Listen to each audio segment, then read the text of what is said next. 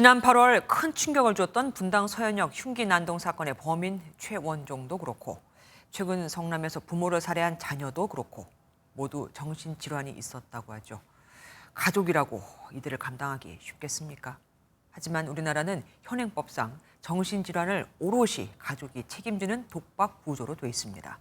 다른 선진국들은 다릅니다. 이혁재 기자가 취재했습니다. 30년째 조현병을 앓고 있는 형과 살고 있는 김영희 씨.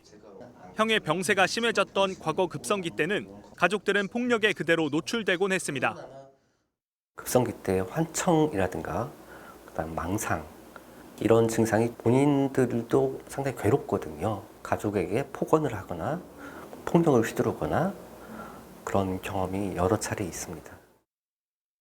현행법상 행정 입원 등의 치료를 빼고 정신질환자를 돌볼 의무는 오롯이 가족 몫입니다.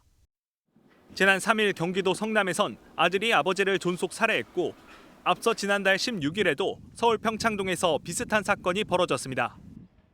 가족의 책임은 좀 경감하고 특히 입원을 결정하는 등의 부분은 국가가 가져가는 것이 대부분의 지자체에서 가족이 있으면 가족이 책임지라고.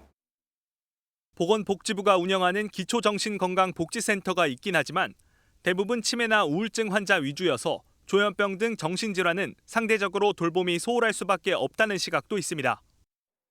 당사자가 원하는 서비스를 달라고 해도 받을 수가 없는 거죠. 필요한 것들을 지원해 준다면 타인에 대한 분노가 오히려 수그러들겠죠. 정신질환자 가운데 장애 등록만 10만 명이 넘지만 정신재활센터는 전국에 349곳뿐. 정신질환자 복지 서비스를 맡게 될 위기지원쉼터 등의 설치와 지원 근거가 담긴 법안은 아직 국회에서 계류 중입니다. 가족들만 오롯이 독박을 쓰는 정신질환. 정부와 사회가 나서 치료는 물론 치료 이후의 삶을 책임져야 하는 시스템 마련이 시급합니다. MBN 뉴스 이혁재입니다. 안녕하세요. 김주하입니다. 공정하고 신속한 MBN 뉴스 유튜브를 통해서도 만나보실 수 있습니다. 특히 더 많은 뉴스와 라이브를 보고 싶으시다면 오른쪽을 눌러서 구독하시면 됩니다. 어렵지 않죠? 빠르고 정확한 뉴스로 계속 찾아뵙겠습니다. MBN 뉴스를 시청해 주신 여러분 고맙습니다.